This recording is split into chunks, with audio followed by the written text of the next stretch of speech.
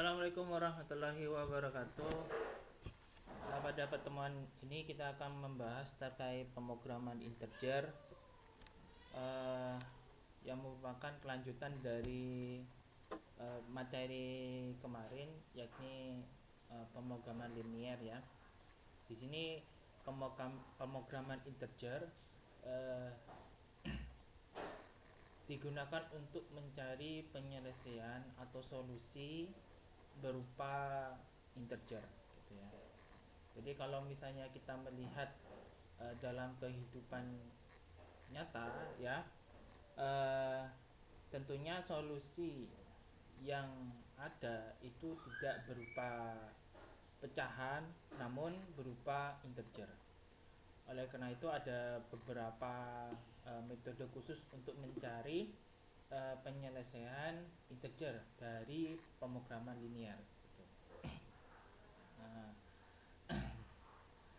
Jika kita melihat di pemrograman linier ya, jika kita memperoleh solusi berupa pecahan, tentunya kita tidak bisa merubah ke dalam bentuk integer ya secara manual. Namun harus kita gunakan metode-metode khusus untuk mencari penyelesaian integer gitu ya. Jika kita melihat solusi secara grafik ya, solusi pecahan tersebut ya, tentunya jika kita merubahnya secara langsung dalam bentuk integer, nanti yang kita peroleh itu adalah solusi yang tidak optimal gitu ya, tidak optimum. Tentunya pasti ada yang optimum, namun kita tidak bisa menjamin bahwa solusi tersebut dapat optimum gitu. Oleh karena itu kita memerlukan metode khusus untuk mencari penyelesaian integer sehingga kita memperoleh solusi yang optimum. Di sini ada beberapa capaian pembelajaran ya yang harus kalian kuasai. Di sini ada 6 ya. Kalian harus bisa menjelaskan dan membedakan ya masalah pemrograman integer dengan pemrograman linier gitu ya.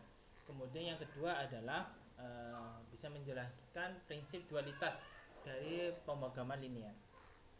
Kemudian yang ketiga adalah bisa menggunakan metode dual simplex gitu.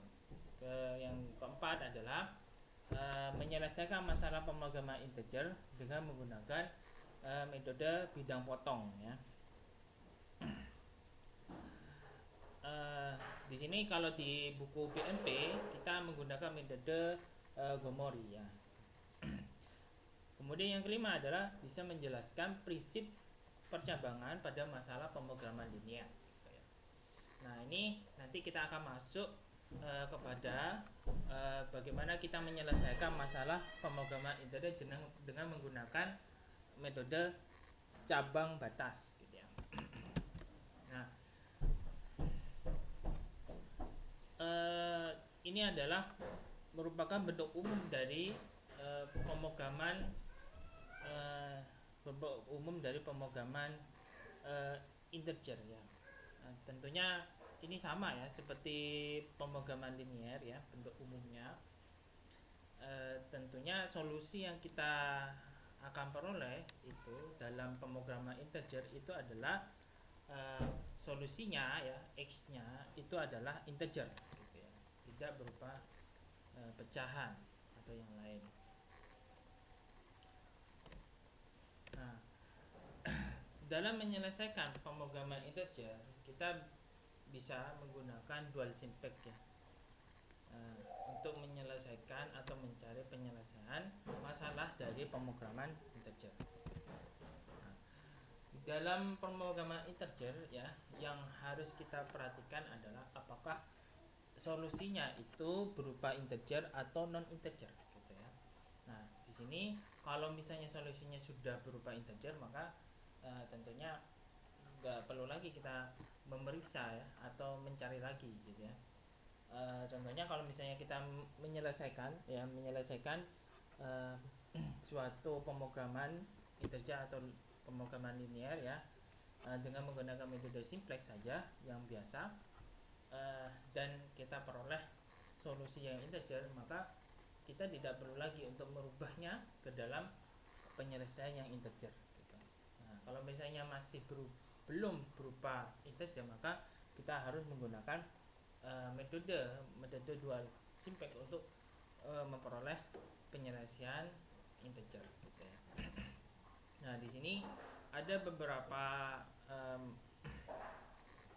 contoh yang ada di BMP terkait pemrograman integer ya.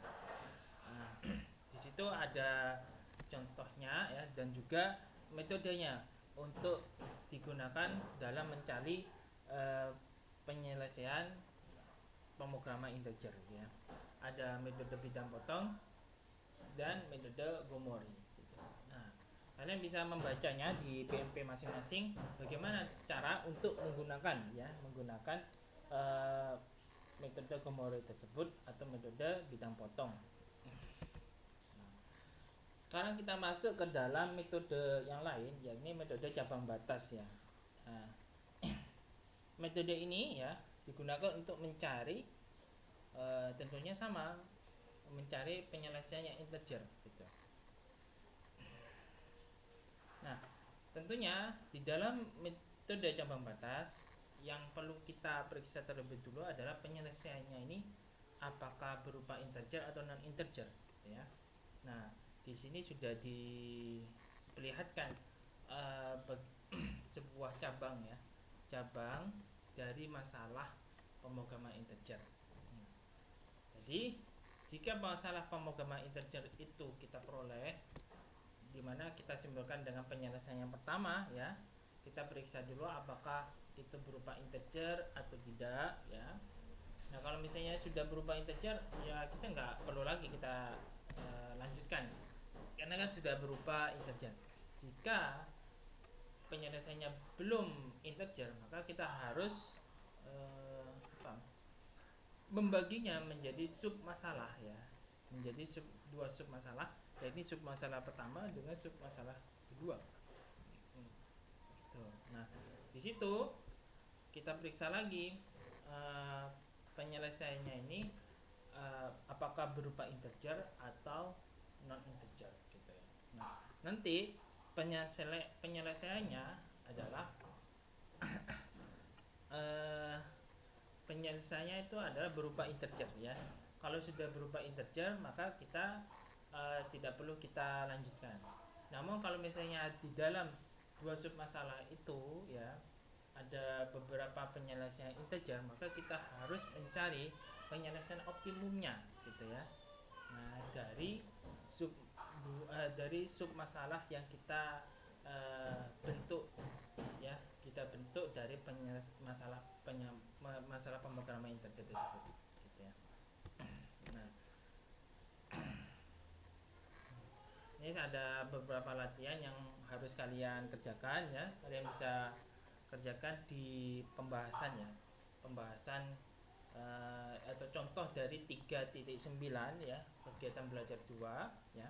Kalian bisa menelaah ya terkait contoh tersebut. Nah, ini adalah latihan, nanti kita bahas di dalam forum diskusi.